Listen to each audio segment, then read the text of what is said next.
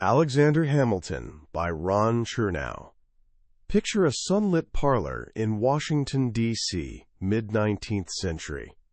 An elderly woman sits by the window, nearly blind, nearly deaf, but her hands never rest. She knits, arranges flowers, and waits. The people passing by have no clue who she is.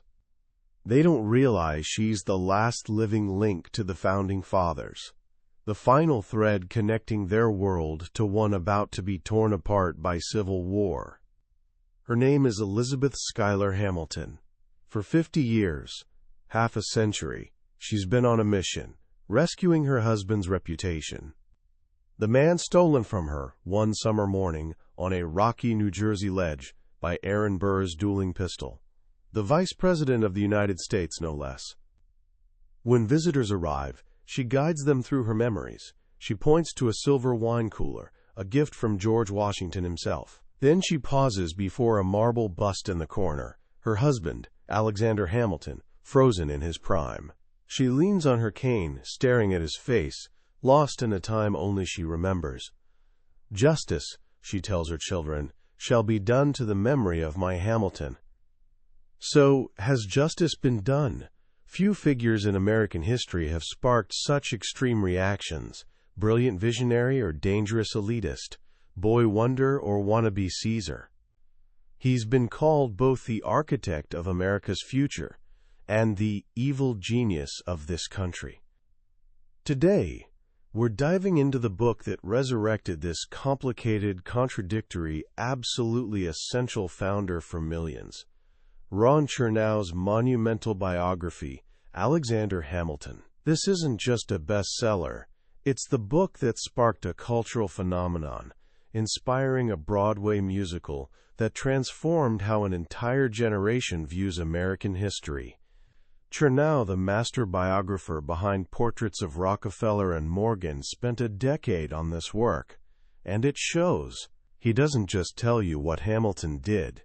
He takes you inside his mind, his heart, his world. And what a world it was. By journey's end, you'll understand the almost unbelievable story of how an orphaned, penniless immigrant from a forgotten Caribbean island came to America and, through pure force of will, became the architect of its government, its financial system, and its future. This is more than history. It's a story about ambition, resilience, and the relentless drive to create a legacy against impossible odds. It's about what one person can achieve when they refuse to let circumstances define them, and it holds powerful lessons for your life today.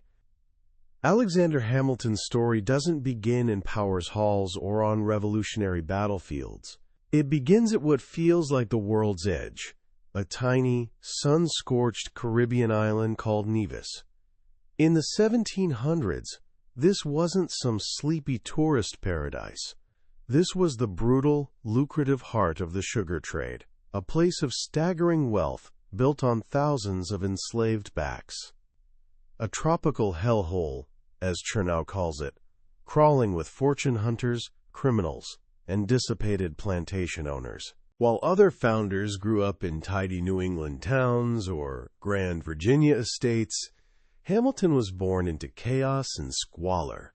His origins were so clouded in scandal that he spent his entire life trying to escape them. His mother, Rachel Fawcett, was stunningly beautiful and fiercely independent, trapped in a loveless marriage to an older man, Johann Michael Lavian. She was so rebellious that her enraged husband had her thrown in jail for adultery. After months in a cramped, filthy cell, she was released, but not broken. Instead of returning to him, she fled the island, abandoning both her husband and her legitimate son, Peter.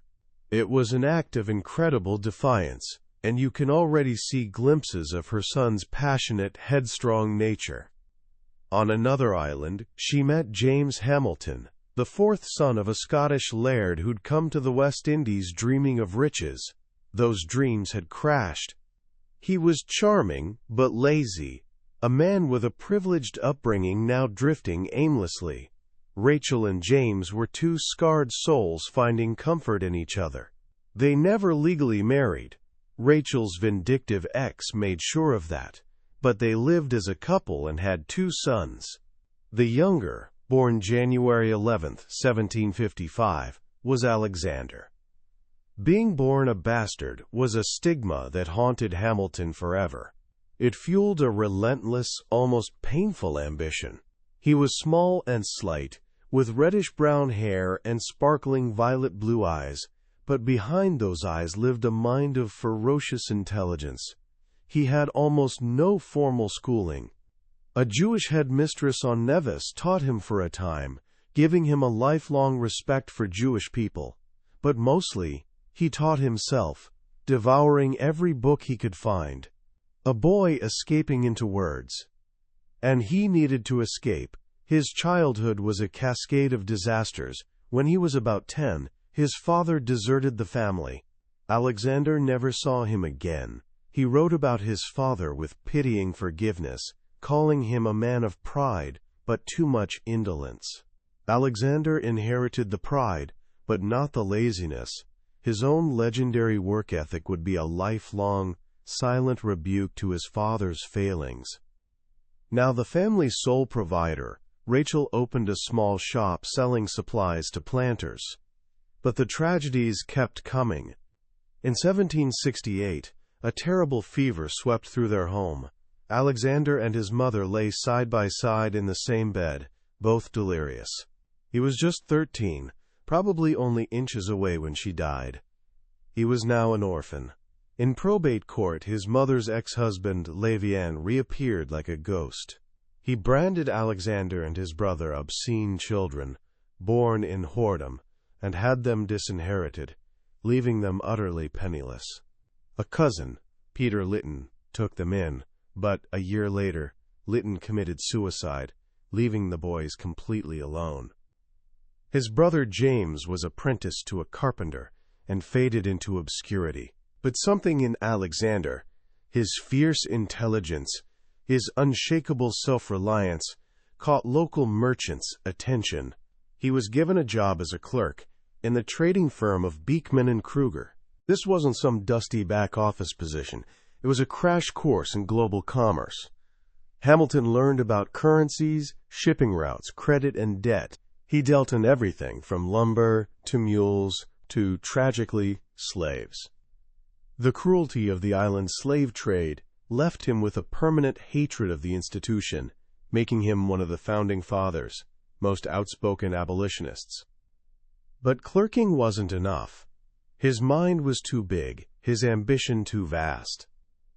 In his earliest surviving letter, written to his friend, Edward Stevens, the 14-year-old Hamilton confessed his deepest desires.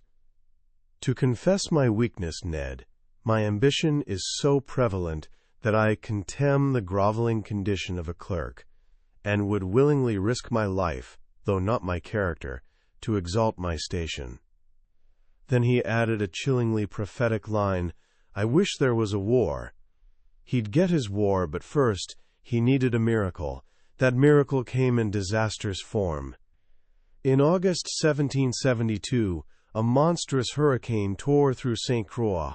It was biblical fury, ripping trees from the ground, splintering houses. Hamilton witnessed the horror firsthand and poured all his emotion and intellect into a long, feverish letter to his father. He described, quote, "fiery meteors flying about, the prodigious glare of almost perpetual lightning, the crash of falling houses, and the ear-piercing shrieks of the distressed." It was brilliant writing, filled with passion and theological reflection. He showed it to his mentor, Reverend Hugh Knox, who was so impressed he had it published in the local newspaper. The letter caused a sensation. Who was this brilliant, self-taught young man? The island's business leaders were so moved, they took up a collection to send this promising youth to North America for education. Alexander Hamilton had literally written his way out of poverty. He boarded a ship for Boston, leaving the West Indies behind forever. He never looked back. tucking his scarred past away in a mental closet, never opening that door again. He was determined to reinvent himself, to forge a new identity, where he'd be judged for what he did, not where he came from. He arrived in New York in 1772, a young man from the tropics who'd probably never seen seasons change. But he was no provincial bumpkin. Smart, handsome, and fiercely ambitious, he quickly found his footing. He enrolled in a New Jersey preparatory school, studying with ferocious intensity, often working past midnight and waking at dawn to pace the local graveyard, memorizing his lessons. He aimed for college, setting his sights on Princeton. He made an audacious proposal to its president, John Witherspoon. He wanted to advance at his own pace, as quickly as his abilities allowed. The college refused.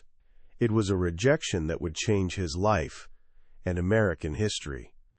Spurned by Princeton, Hamilton ended up at King's College in New York City, which later became Columbia University. This placed him at the heart of the colony's most vibrant commercial city and at the epicenter of growing revolutionary ferment. King's College was just a block from the grassy common, where radicals gathered under a towering, quote, liberty pole. In this very park, in July 1774, the 19-year-old Hamilton made his debut as a rabble-rousing orator. After news of British crackdowns in Boston, a mass meeting was called. Hamilton, still a student, supposedly jumped onto the platform and, after a hesitant start, delivered a fiery speech defending the Boston Tea Party and calling for a boycott of British goods. The crowd was stunned. "It is a collegian," they whispered. From that moment he was a young hero of the cause. But Hamilton was never a simple revolutionary. He had a deep-seated fear of mob rule, a dread of anarchy forged in the Caribbean's lawless world.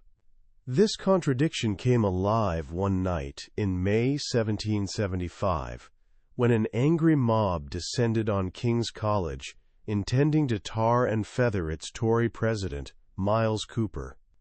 Hamilton, his student, stood on the building's steps and addressed the crowd, not to incite them, but to calm them. He spoke of the glorious cause of liberty and warned that their actions would disgrace it. He bought just enough time for President Cooper to scramble out a back window and escape. The incident perfectly captured the man Hamilton would become, a committed revolutionary who was also a profound believer in law and order. As the colonies hurtled toward war, Hamilton's verbal talents became his greatest weapon. He entered a pamphlet war with prominent Tory writer Samuel Seabury, who wrote as a Westchester farmer. Hamilton, still a teenager, responded with two brilliant, lengthy essays, A Full Vindication of the Measures of the Congress, and The Farmer Refuted. In these essays, he laid out the colonists' case with lawyerly precision and astonishing command of history, philosophy, and economics. He defended the Continental Congress, argued for natural rights, and most incredibly, even sketched out the military strategy that would eventually win the war. Not pitched battles, but a war of attrition, harassing the British Army with frequent skirmishes. It was stunningly precocious. Many refused to believe someone so young could have written them, attributing the works to older figures like John Jay. But Hamilton's ambition wasn't just literary. He still dreamed of martial glory. After Lexington and Concord, he joined a volunteer militia company in New York called the Hearts of Oak. They drilled each morning before classes in a churchyard, wearing green jackets and leather caps with the motto, "Liberty or Death." Hamilton wasn't playing soldier. He devoured books on military tactics and became an artillery expert. In 1776, he got his chance. The New York Provincial Congress created an artillery company, and Hamilton, now just 21, was named its captain. He was a tough but fair-minded leader, known for sharing hardships with his men. His company quickly became a model of discipline, and his talents were soon noticed by senior officers, including General Nathanael Greene. But the person who would change his life was, of course, George Washington. After devastating losses in New York, Washington's battered Continental Army retreated across New Jersey in late 1776. It was a desperate time, the army on the verge of collapse. During this grim retreat, Washington saw Captain Hamilton in action. At the Raritan River, Hamilton's artillery company provided crucial cover for retreating patriots, holding off advancing British columns with a, quote, smart cannonade. Washington was charmed by the young captain's brilliant courage and skill. A few weeks later, on Christmas night, Hamilton was with Washington during the legendary Delaware River crossing. He and his men hauled their cannons through snow and sleet for the surprise attack on the Hessians at Trenton. It was a stunning victory that saved the Revolution, and Hamilton's artillery played a key role. A week later at Princeton, he was there again, firing his cannons into a building where British soldiers had taken refuge. Washington had seen enough.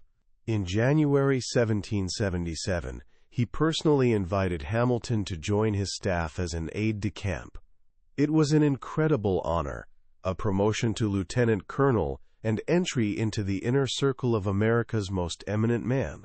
In less than 5 years, the clerk from St. Croix was now at the commander-in-chief's right hand. For Hamilton, however, the job was a mixed blessing. He craved battlefield glory, and now found himself chained to a desk, handling Washington's colossal mountain of paperwork. The taciturn Washington needed a fluent writer, someone who could not just take dictation but think for me, as he put it. Hamilton was perfect. He had an almost spooky ability to intuit what Washington wanted to say, and draft it with tact and elegance. He became Washington's indispensable scribe, his chief of staff, his trusted envoy. The job gave him an unparalleled wide-angle view of the war. He dealt with Congress, state governors, and powerful generals. He interrogated deserters and negotiated prisoner exchanges. He saw firsthand the crippling weakness of the central government under the Articles of Confederation and the selfish squabbling of the states. He and Washington both came to believe deeply in the need for a strong national government, a conviction that would shape the rest of their lives. At headquarters, Hamilton was part of Washington's military family. He was the youngest of the aides, but quickly became the most important. The other aides nicknamed him the Little Lion. Here he formed some of his life's most important friendships. There was the Marquis de Lafayette, the dashing young French aristocrat who became like a son to Washington. And there was John Laurens, a brilliant, idealistic officer from South Carolina. Laurens shared Hamilton's hatred of slavery, and the two became inseparable, spiritual twins who dreamed of military honor. The letters between them overflow with such unbridled affection that some historians have wondered if their bond went beyond friendship. At the very least, Hamilton had found his peer, his soulmate in the cause. But his life's central relationship was with Washington. It was a complex bond, built on mutual respect more than warm affection. Hamilton admired Washington's judgment and character, but he was one of the few in Washington's circle not in awe of him. It was hard for Hamilton to subordinate himself to anyone, even Washington. There was always a suppressed rivalry between them, but he never doubted that Washington was the Revolution's one indispensable man. He would serve him and defend him for the rest of his career. And then there was love. In winter 1780, while the army was quartered in Morristown, New Jersey, a young woman arrived to visit relatives. Her name was Elizabeth Schuyler, daughter of General Philip Schuyler, one of New York's most powerful and wealthy men. Eliza, as she was called, wasn't a dazzling beauty, but she had dark, lively eyes, a warm smile, and quiet strength. Hamilton was instantly smitten. One of his fellow aides wrote, Hamilton is a gone man. He spent every evening courting her, and within little more than a month, they were engaged. For the orphaned Hamilton, marrying into the Schuyler family was like annexing an entire clan. He was embraced by a world of wealth, power, and social standing that would have been unimaginable just years before. And in Eliza, he found the perfect companion, loyal, compassionate, and deeply devoted. He was also captivated by Eliza's older sister, Angelica Church. Witty, sophisticated, and flirtatious, Angelica was more Hamilton's intellectual counterpart. The attraction between them was so potent that many assumed they were lovers. Their relationship was a complex triangle of affection, with Eliza seemingly untroubled by their intense bond. The two sisters seemed to represent the two sides of Hamilton's nature, the worldly and the domestic. But Hamilton's focus was never far from the war. As it dragged on, he grew increasingly frustrated with his desk job.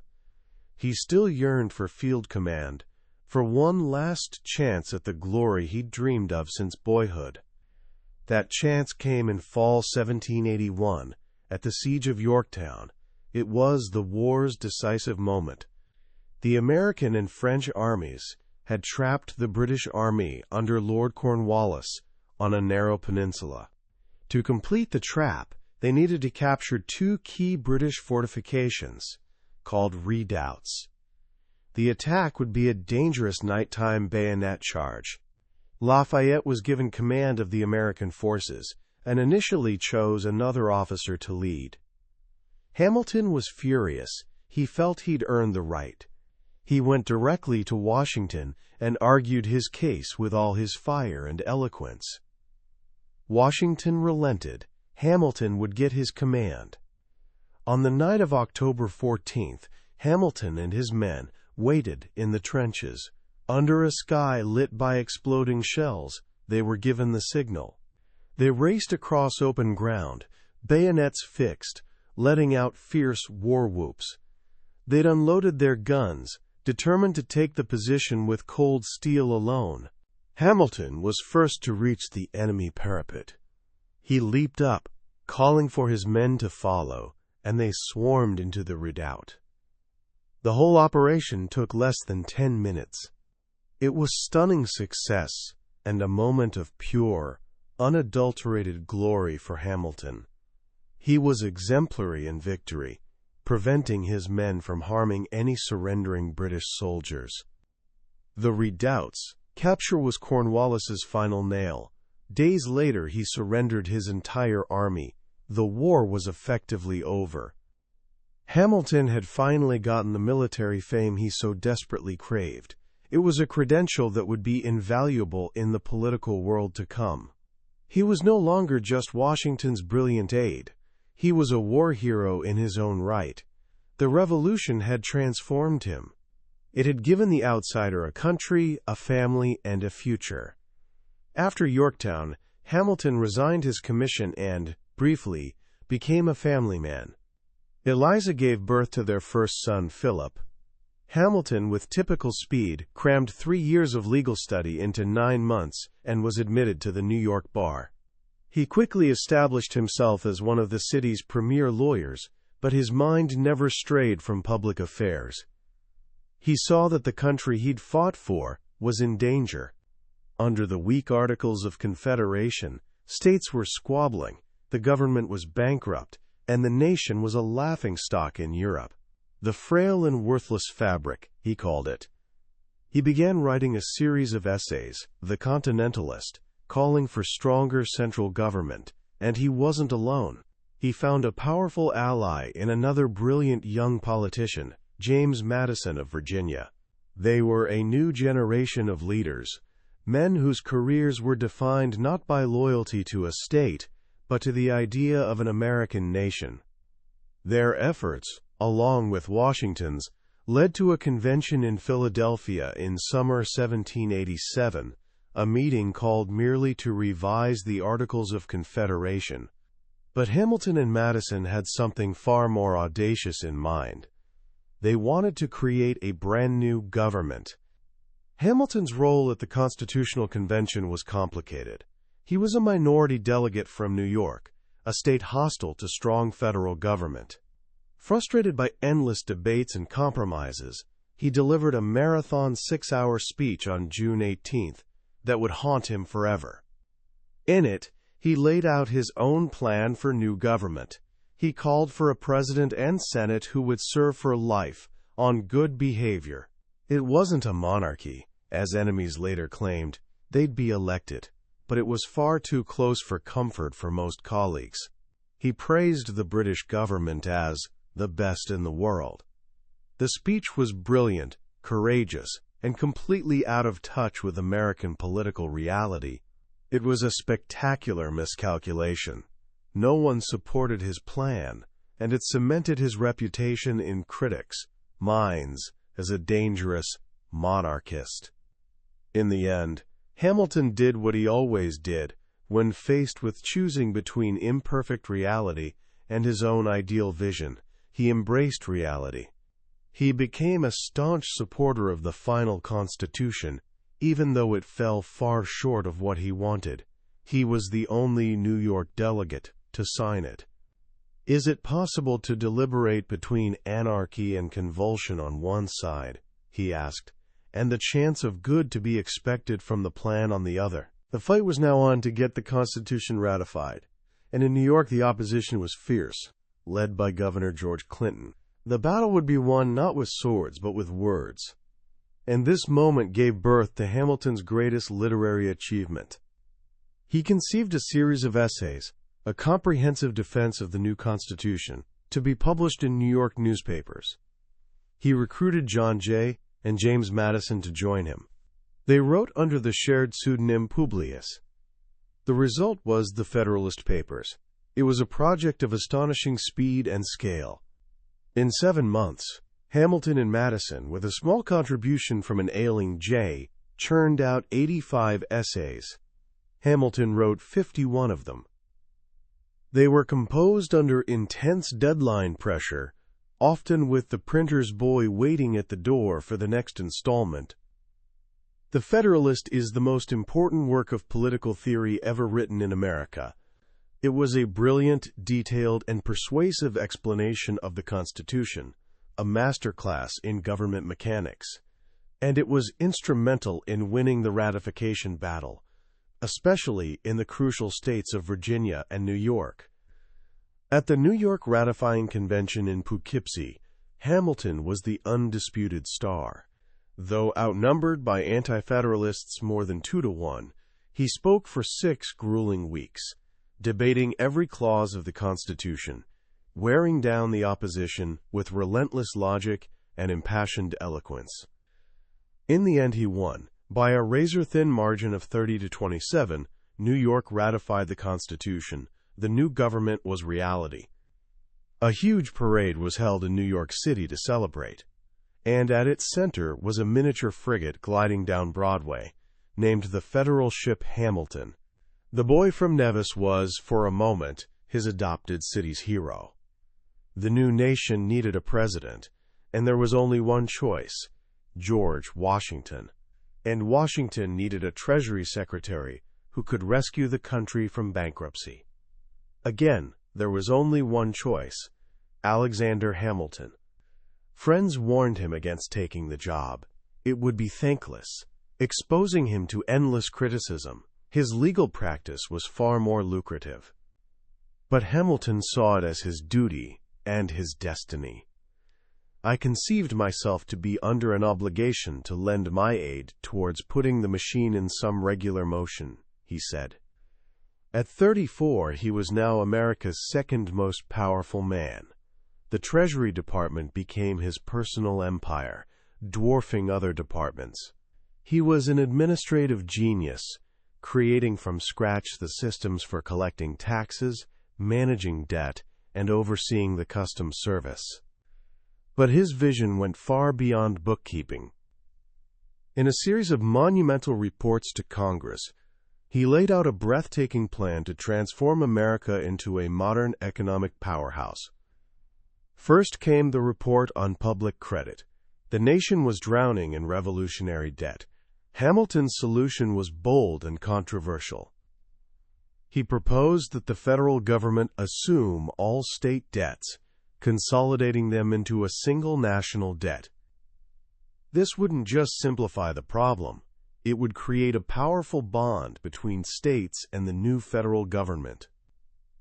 The creditors, the wealthy and powerful men of the country, would now have a vested interest in the national government's success, not just their home states. He also insisted the debt be paid in full, with no discrimination between original bondholders, many of them soldiers, and the speculators who'd bought them for pennies on the dollar. This was hugely unpopular, but Hamilton knew that for America to have a future, it had to establish the sanctity of contracts and the principle that government honors its debts. Credit, he wrote, is an entire thing. Every part of it has the nicest sympathy with every other part. Wound one limb and the whole tree shrinks and decays. His plan was genius, but it ignited a firestorm of opposition. And at that opposition's head was his former collaborator, James Madison, now a Virginia congressman. Madison argued that Hamilton's plan punished states like Virginia, which had already paid off much of their debt. He saw it as a scheme to enrich northern speculators at southern farmers' expense. The friendship between Hamilton and Madison was shattered, and in this bitter debate, America's first political parties were born. Those who supported Hamilton's vision of a strong, centralized commercial nation became the Federalists.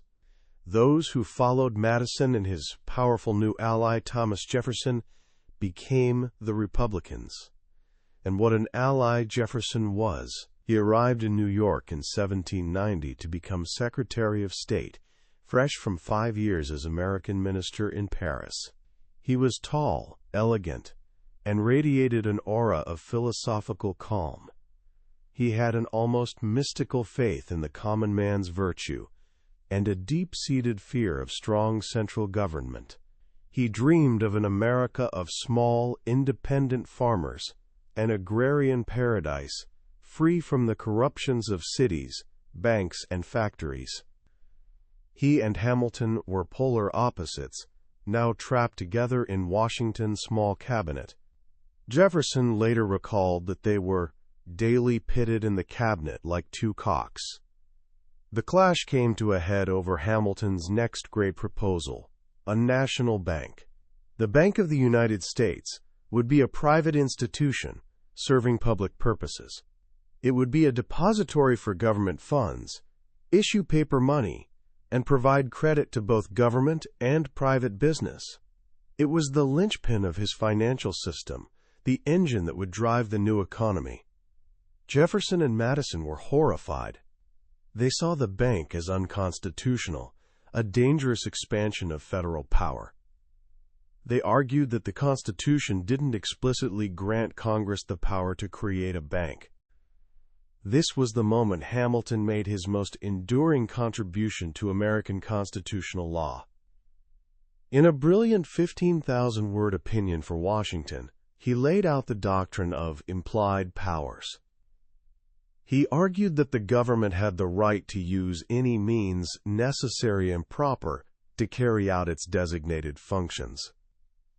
If the government had the power to collect taxes and regulate commerce, it had the implied power to create a bank to help it do so. It was a broad, flexible interpretation of the Constitution that would allow the federal government to adapt and grow for centuries to come. Washington was convinced. He signed the bank bill into law. Hamilton had won again.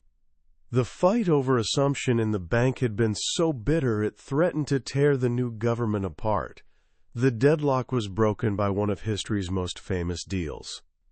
As Jefferson told it, he met a haggard, desperate Hamilton on the street one day. He invited him to dinner the next night, along with Madison. Over wine and food, they struck a bargain. Madison would allow the assumption of state debts to pass. In return, Hamilton would use his influence to ensure that the permanent capital would be located on the Potomac River, a victory for the South. It was a classic political compromise, but Jefferson would later claim he'd been duped by Hamilton. In truth, he'd been outsmarted. Hamilton had gotten the cornerstone of his financial system, while Jefferson got a swampy piece of real estate. Hamilton's final great report, the Report on Manufactures, laid out his vision for America's industrial future. At a time when 95% of Americans were farmers, he called for government support for manufacturing, for tariffs to protect infant industries, and for creation of a diversified economy. It was a breathtakingly modern vision, a prophecy of the America to come. But it was too much, too soon. The report was shelved by Congress. For a time, Hamilton's system seemed to work like magic. The country was prosperous, its credit restored, and a wave of speculation, scripomania, they called it, swept the nation. But this also exposed capitalism's dark side. Hamilton's old friend from King's College, William Duer, a reckless speculator, triggered America's first financial panic in 1792. Hamilton acted with the decisiveness of a modern central banker, using Treasury funds to buy government securities and stabilize the market. But the incident gave his enemies a powerful weapon. They could now point to the gambling and corruption that his system had supposedly unleashed. The feud with Jefferson and Madison intensified. They saw Hamilton as a monarchist, an Anglo-man who was betraying the Revolution's ideals. They secretly sponsored a partisan newspaper, the National Gazette, edited by Philip Freneau, to attack Hamilton and his policies. Hamilton, never one to suffer in silence, fought back with his own anonymous newspaper essays. The political atmosphere grew toxic. Washington pleaded for harmony, but it was too late. The two parties, Federalists and Republicans, were now reality. In 1795, after 5.5 years in office, Hamilton resigned as Treasury Secretary. He was exhausted, in debt, and worn down by constant attacks. But he was far from finished with politics. From his New York law office, he remained the Federalist Party's intellectual leader, a shadow president who continued to advise Washington and his cabinet. But without Washington's restraining hand, Hamilton's judgment grew more erratic, his behavior more extreme. This became dangerously clear during John Adams's presidency. Hamilton and Adams were two brilliant, vain, and stubborn men destined to clash. Adams resented Hamilton's influence, and Hamilton viewed Adams as unstable and unfit for the presidency. Their feud culminated in 1800, when Hamilton published a 54-page pamphlet attacking the sitting president of his own party. It was political suicide, a spectacular display of self-destructive passion. It split the Federalist Party and virtually guaranteed that Thomas Jefferson would be the next president. And in this moment of defeat and despair, Hamilton made a fateful decision. The 1800 election had resulted in a tie between Jefferson and his running mate, Aaron Burr. The contest was thrown into the House of Representatives, still controlled by Federalists. Many Federalists, hating Jefferson, saw Burr as the lesser of two evils. Hamilton was horrified. He'd clashed with Jefferson for a decade, but he saw him as a man of principle, however misguided. Burr, he believed, was a man of no principles at all, a, quote, Catiline of America, a dangerous opportunist who would destroy the country for his own gain. In a series of passionate letters, Hamilton urged his fellow Federalists to support Jefferson. It was the most improbable alliance in American history, and it worked.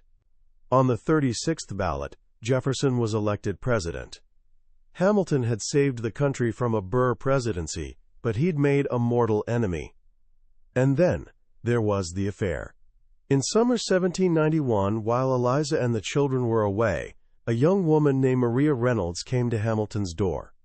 She told him a sob story of an abusive, abandoning husband. Hamilton, ever the chivalrous protector of women in distress, gave her money and walked her home. He was led to her bedroom, and so began a sordid affair that would last a year. It wasn't long before Maria's husband, James Reynolds, reappeared. He was no angry, cuckolded husband. He was a small-time criminal, and he saw an opportunity. He began blackmailing the Treasury secretary.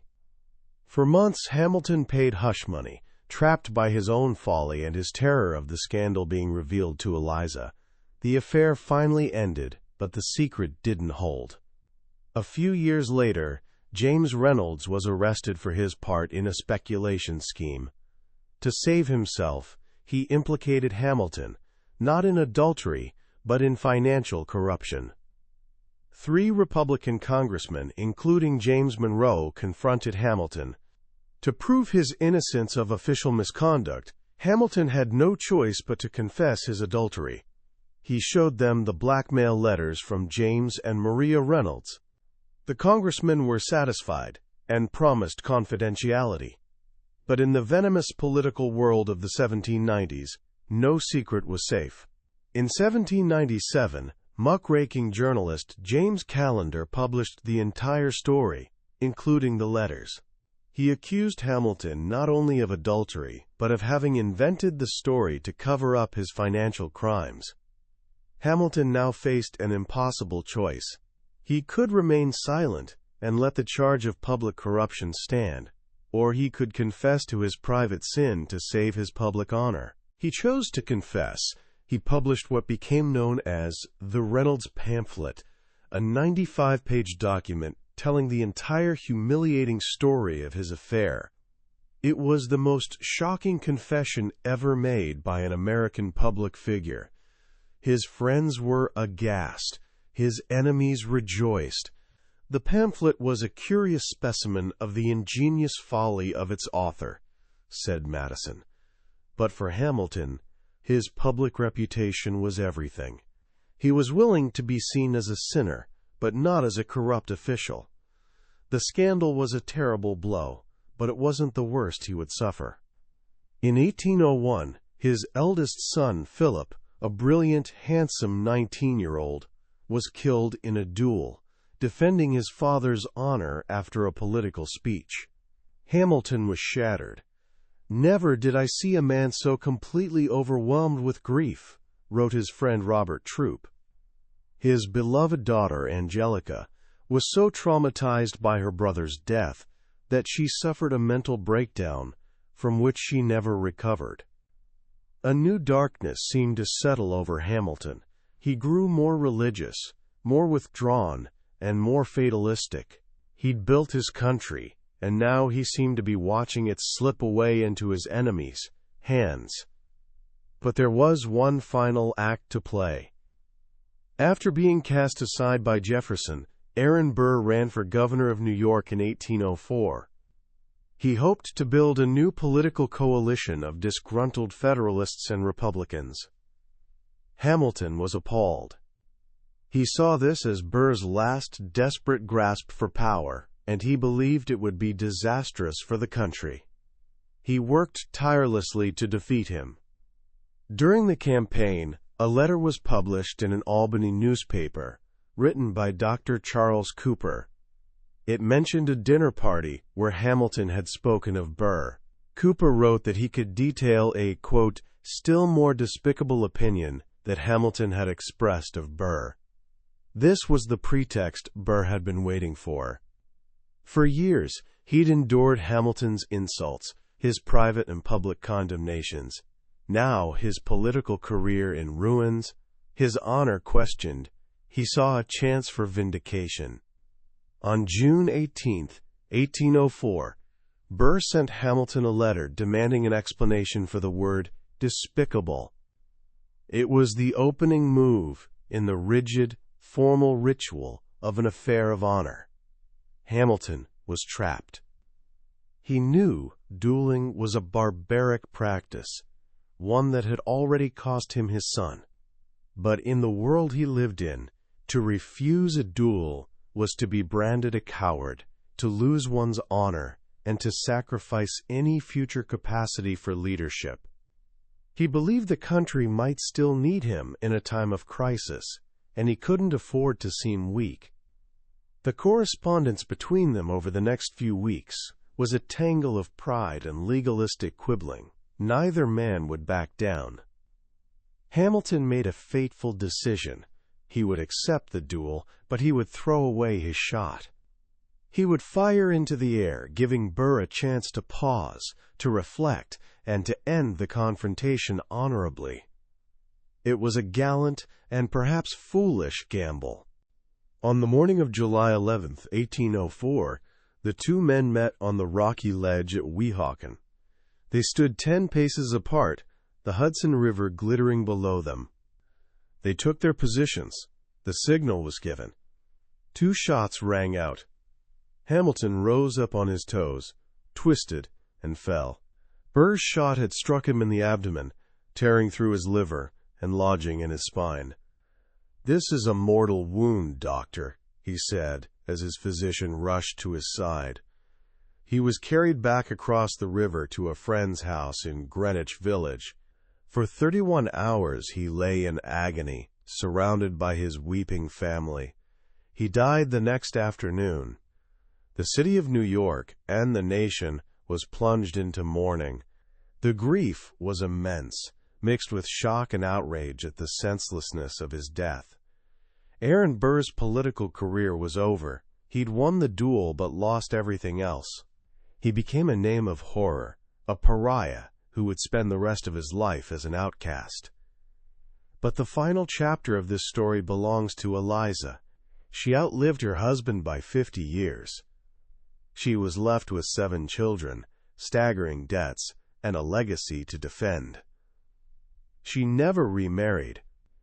She dedicated her life to 2 causes: helping orphans, a quiet tribute to the husband she'd loved, and preserving his memory. She tirelessly collected his papers, interviewed his old comrades, and supervised the writing of his biography. She ensured that justice would, finally, be done to her Hamilton. She died in 1854, at 97, and was buried beside him in Trinity Churchyard in downtown Manhattan, not far from where the engine of American capitalism that he'd created roared all around them. It was an improbable life, a story of such drama and achievement that, as one contemporary said, only an audacious novelist could have dreamed it up. He was a man of towering genius and fatal flaws, a builder of institutions and a breaker of rules. He was the immigrant who made America his own, the outsider who became the ultimate insider, the flawed hero who gave his life to the country he'd helped create. So, what do we take away from this whirlwind of a life? It's easy to get lost in the drama, the duels, the scandals, the political battles. But if we step back, what Chernow's biography reveals is a man whose ideas were so powerful, so fundamental, that they continue shaping the world we live in today. Think about it. We often talk about the Jeffersonian vision of America, the land of independent farmers, of small government, of rural virtue. It's a beautiful, poetic ideal. But it's not the America we inhabit. We live in Hamilton's America. We live in a world of bustling cities, of global trade, of dynamic financial markets. We have a strong central government, with a professional military, an independent judiciary, and a powerful executive branch. All of this was part of Hamilton's vision. He was the messenger from a future that he, almost alone among his peers, could clearly see. While Jefferson feared that strong government would crush liberty, Hamilton understood that weak government could be just as dangerous. He'd seen it firsthand during the Revolution: the chaos, the starvation, the disunity under the Articles of Confederation. He knew that liberty requires order. It requires a government strong enough to protect property, enforce contracts, and defend the nation. He also had a profound insight into human nature. He didn't believe people were angels. He knew we're driven by self-interest, by ambition, by a love of fame. But he didn't see this as a flaw to be stamped out. He saw it as a force to be harnessed. His economic system was designed to align the interests of the wealthy and ambitious with the interests of the nation. He wanted to turn their, quote, avarice and enterprise, as he called it, into a source of public prosperity. This is a deep and often misunderstood lesson. It's not about being cynical. It's about being realistic. It's about creating systems that work with human nature, not against it. But Chernow's book is about more than just politics and economics. It's a profoundly human story. It's the story of a man haunted by his past, but never defeated by it. His illegitimacy, his poverty, his tragic childhood, these were the wounds that fueled his relentless drive. He was always the outsider, always trying to prove himself, always guarding his honor with fierce, almost desperate intensity. And that perhaps is his most personal and powerful lesson for us. Your beginnings don't have to define your destiny. Hamilton's life is the ultimate testament to the power of resilience, of self-invention, of what you can achieve through sheer unstoppable work. He literally worked himself to the top. Of course, that same ambition, that same passionate intensity, was also the source of his greatest flaws. He was impulsive, headstrong, and often blind to the effect he had on others. He was too honest for his own good, incapable of the subtle political maneuvering that came so easily to Jefferson or Burr. He made enemies as easily as he made friends. And in the end, his obsession with honor led him to that fatal ledge in Weehawken. So as we close this chapter, what can we do right now to bring a piece of Hamilton's spirit into our own lives? First, think about the systems in your life. We all have goals: to get in shape, to learn a skill, to build a career. But Hamilton teaches us that goals aren't enough. You need systems. You need a structure, a routine, a set of principles that make success not just possible, but probable. What's one system you can build today that will carry you toward your goals almost automatically? Second, embrace your ambition, but harness it. Hamilton was driven by a desire for fame, but he defined it as the ruling passion of the noblest minds, a passion that drives one to serve the public good. What's your noble ambition? What great work do you want to do that's bigger than yourself? And finally, consider your own legacy. Hamilton was intensely aware that he was building something that would outlast him. He was a founder in every sense of the word. You don't have to build a nation to think about your legacy. What are you creating in your family, in your community, in your work that will endure? What story will people tell about you when you're gone? That was a summary of Alexander Hamilton by Ron Chernow. We've touched on the major themes and stories today, but I have to be honest with you. A summary can only give you a glimpse of the real thing. The true power of this book is in the details, in living with Hamilton day by day, in feeling the weight of the decisions he had to make. This summary is meant to give you a taste, to help you decide if this epic journey is one you want to take for yourself. If anything we've talked about has sparked your curiosity, I urge you to pick up a copy. Reading it isn't just about learning history. It's about experiencing the birth of a nation through the eyes of one of its most brilliant and complex architects. A link to the book is in the description. Also, if you found this summary valuable, I'd be so grateful if you would hit that like button and subscribe to the channel. It lets me know that these stories matter. and it ensures you won't miss our next journey into another life-changing book from the billionaire's bookshelf. Let's keep growing together.